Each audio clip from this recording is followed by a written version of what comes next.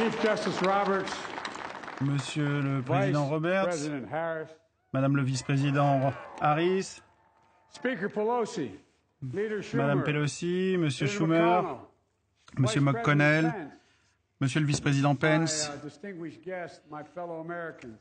chers invités, This is mes chers America's concitoyens, Day. This is Democracy c'est Day.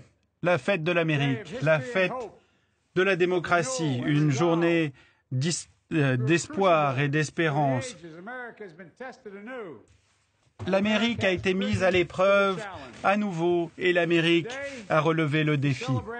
Nous fêtons aujourd'hui le triomphe, la victoire d'une cause, la cause de la démocratie. La volonté du peuple s'est fait entendre et a été respectée.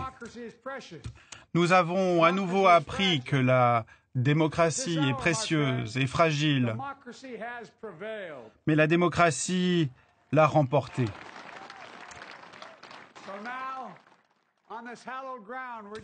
Sur cette terre sacrée où il n'y a que quelques jours de cela, la violence a cherché à remettre en cause le fondement même du Capitole, nous nous retrouvons ici, une nation unie sous Dieu, indivisible, pour mettre en œuvre le transfert de pouvoir, de compétences dans un contexte paisible comme nous le faisons depuis 200 ans. Et les Américains que nous sommes pouvons être ambitieux et optimistes et définir un objectif pour savoir où nous devront être. Je remercie les présidents qui m'ont précédé, quel que soit leur parti, d'être à mes côtés ici aujourd'hui, du plus profond du cœur. Je sais combien notre Constitution est solide. Je reconnais la force de notre pays, tout comme le fait d'ailleurs le président Carter, à qui j'ai parlé hier soir, qui ne peut pas être avec nous, mais à qui nous rendons hommage. Je viens de prêter ce serment sacré que chacun de ces grands patriotes ont déjà prêté de par le passé, un serment prêté par George Washington et qui s'impose non pas à quelques-uns, mais à tous, à chacun d'entre nous, nous, le peuple, qui cherchons à faire advenir une union plus parfaite. Nous sommes un grand peuple, un grand pays. Malgré les difficultés, en temps de paix, en temps de guerre, nous avons beaucoup fait. Mais il nous reste encore beaucoup à faire. Nous allons aller de l'avant en cette période hivernale pleine de risques, de périls et de possibilités. Il y a beaucoup à faire, à guérir, à gagner. Peu nombreux sont ceux dans l'histoire de notre pays qui ont dû relever autant de défis ou trouver la période, leur ère aussi complexe qu'elle l'est aujourd'hui. La pandémie nous a privés d'autant de nos concitoyens en un an que le nombre de personnes mortes pendant la Deuxième Guerre mondiale. Cette clameur de justice sociale qui nous tient depuis plusieurs siècles nous tient encore. Nous ne pouvons plus attendre. Ce cri pour survivre, nous l'entendons de la planète elle-même. C'est un cri qui va à l'encontre du suprématisme blanc, du terrorisme intérieur, des menaces que nous devons regarder et contre lesquels nous devons vaincre. Nous devons relever ces défis parce que l'avenir des États-Unis exige de nous non seulement des paroles, mais bien l'élément essentiel de la démocratie, l'unité. Oui, l'unité. Le 1er janvier 1866, Abraham Lincoln a signé l'acte d'émancipation. Et je cite, il disait, « Si mon nom trouve une place dans l'histoire, ce sera bien à cause de cet acte, et j'y mets toute mon âme. » Aujourd'hui, en ce jour de janvier, toute mon âme est consacrée à l'union, la réunification de notre pays, de notre peuple. Et j'invite chacun à me rejoindre.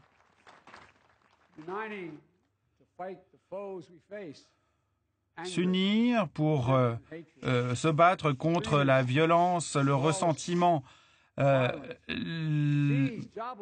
violence, la maladie, le chômage, le désespoir.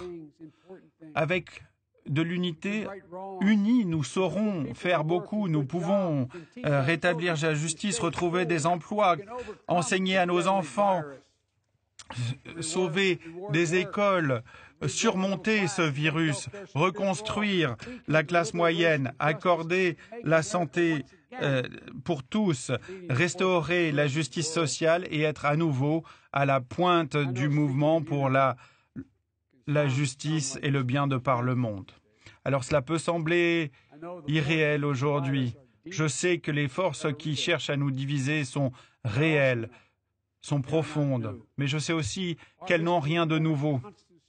Notre histoire a toujours été marquée par le conflit entre l'idéal américain de création, d'avoir été tous créés égaux, et d'autre part, la diabolisation, la crainte, la division qui nous déchire depuis si longtemps. C'est un combat éternel dans lequel la victoire n'est jamais garantie. Pendant la guerre civile, la Grande Dépression, les guerres mondiales, le 11 septembre, malgré tous ces événements, nous avons toujours surmonté les difficultés. Nous avons toujours été assez nombreux à nous rejoindre, à nous réunir pour aller de l'avant et nous porter en avant. Nous pouvons le faire. À nouveau, l'histoire, la foi, la raison nous montrent ce qu'il faut faire, nous montrent la voie de l'unité.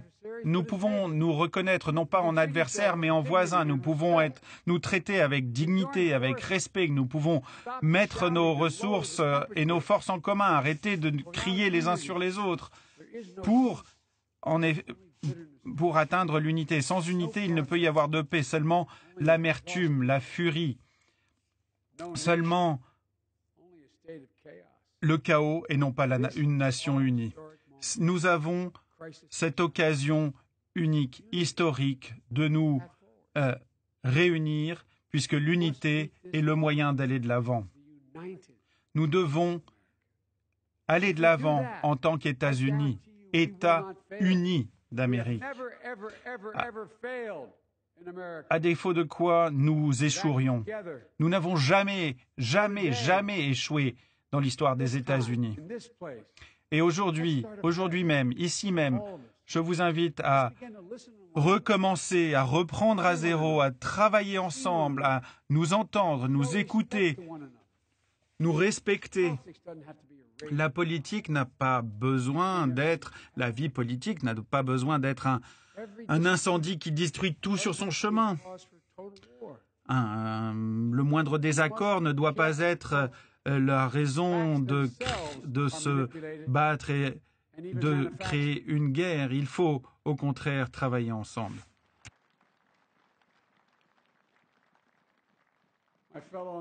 Mes chers concitoyens, il faut agir différemment. L'Amérique doit être meilleure. Et je suis convaincu que l'Amérique est bien meilleure. Il suffit de regarder autour de soi. Nous sommes ici à l'ombre du dôme du Capitole qui, comme nous l'avons entendu, a été finalisé pendant la guerre de sécession, pendant la guerre civile, au moment même où l'unité du pays était en jeu.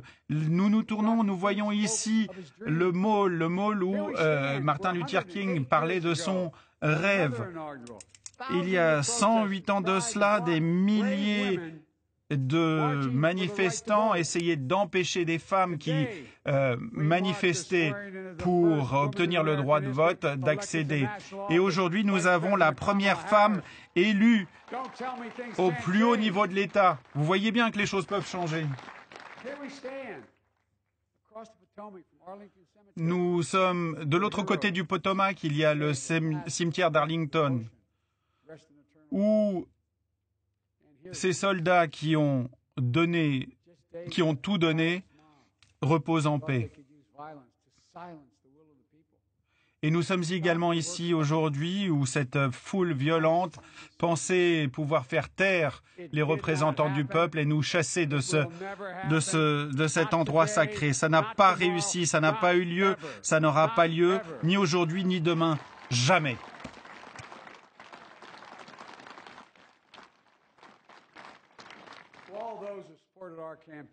À tous ceux qui ont soutenu notre campagne, je dis que je suis reconnaissant de la confiance qui m'a été accordée.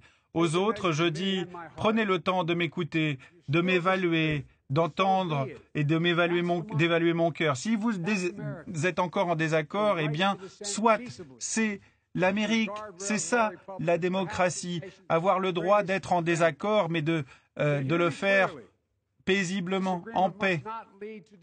Encore une fois, le désaccord ne doit pas déboucher sur la désunion. Je vous promets la chose suivante. Je serai le président de tous les Américains, tous les Américains. Et je puis vous dire que je me battrai aussi dur pour ceux qui n'ont pas voté pour moi que pour ceux qui l'ont fait.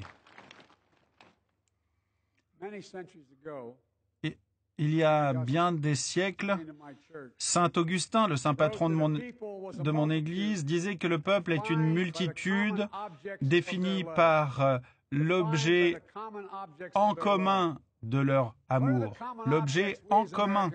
Et quels sont ces objets que nous aimons tous en Amérique? Qu'est-ce qui nous fait être des Américains? Eh bien, les possibilités, la sécurité, la liberté, la dignité, le respect, l'honneur. Et oui, la vérité également. Les derniers mois, les dernières semaines nous ont montré qu'il y a une vérité, qu'il y a des mensonges.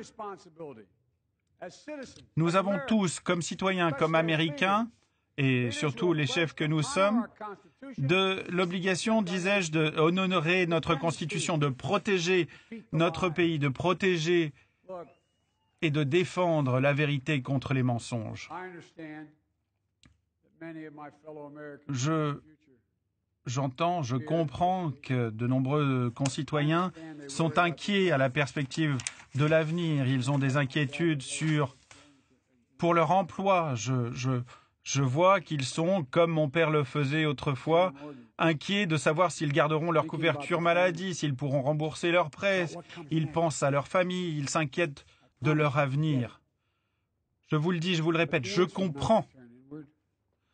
Mais la solution, ce n'est pas de se replier sur soi, de se battre entre factions divergentes, de se tourner contre ceux qui n'ont pas les mêmes avis que vous, qui n'écoutent pas les mêmes chaînes d'information que vous. Il faut arrêter cette guerre bien peu civile qui oppose les rouges et les bleus,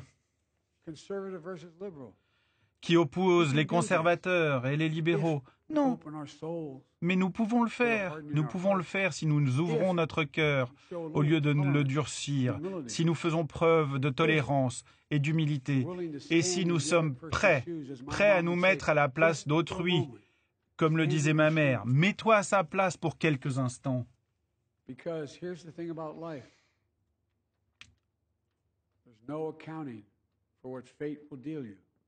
On ne peut pas savoir ce que le sort nous réserve.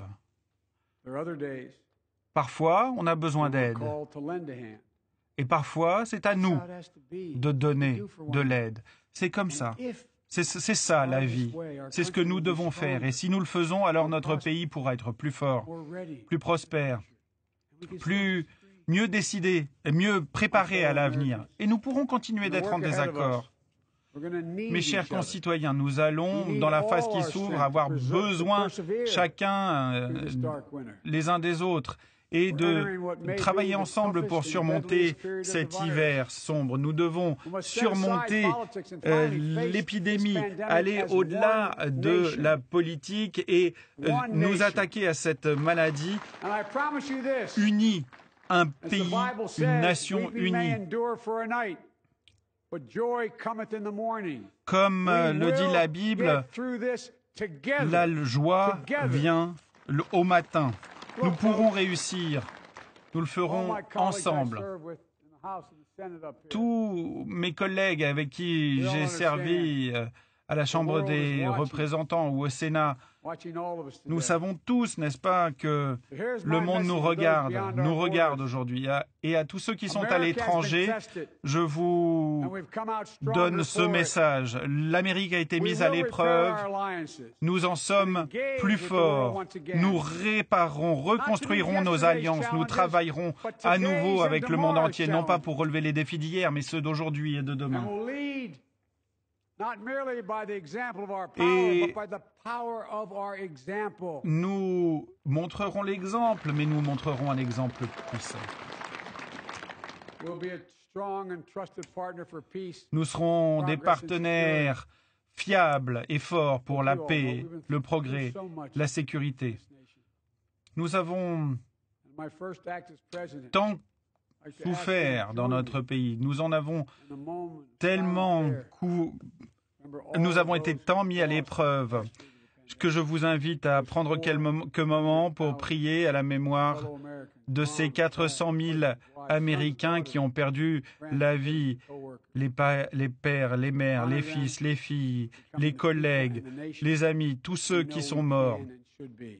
Et en pensant à eux, je vous invite à redevenir cette nation que nous pouvons être. Je vous invite à prier en silence pour ceux qui ont perdu la vie, pour ceux qu'ils ont laissés derrière eux et pour notre pays.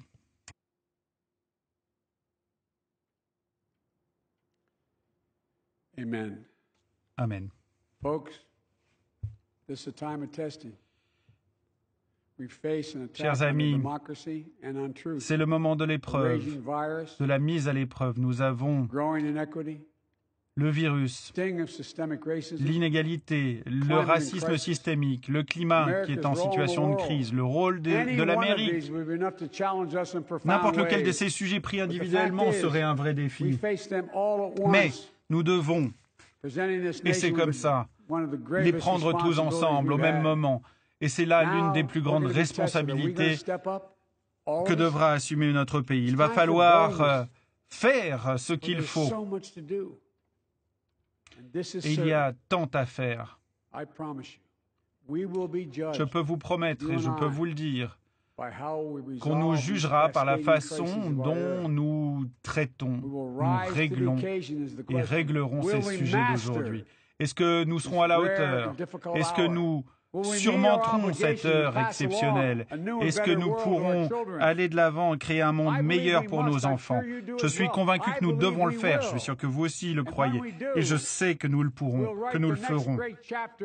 Ce faisant, nous écrirons un nouveau grand chapitre dans l'histoire de l'Amérique. Une histoire, un chapitre qui ressemble à une histoire, à une chanson que j'aime et qui me ressemble, American Anthem. On y trouve les mots suivants. Le travail, les prières de nombreux siècles nous ont amenés jusqu'ici, mais que diront nos enfants de ce que nous leur laissons? Voyons dans mon cœur ce que nous serons et je pourrais dire, Amérique, ô Amérique, j'ai donné tout pour toi.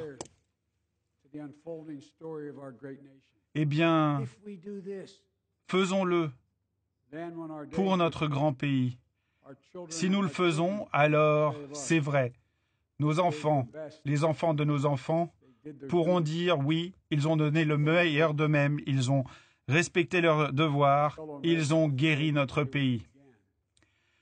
Mes chers concitoyens, j'en reviens à ce serment.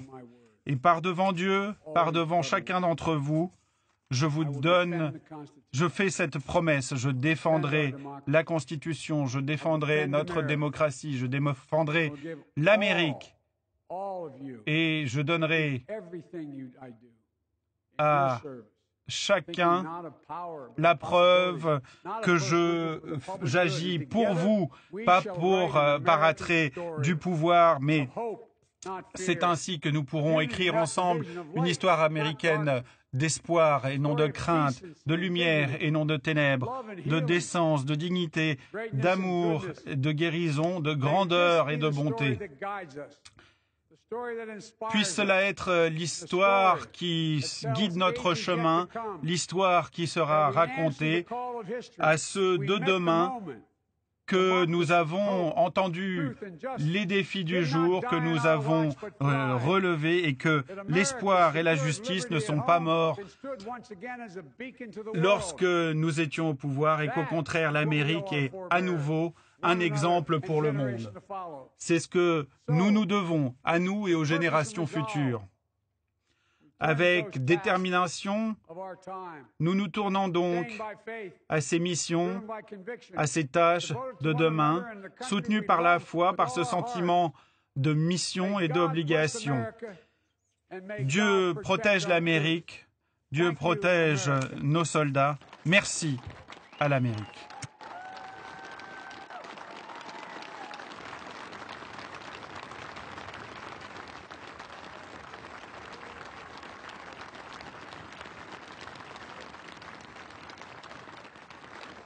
Oui,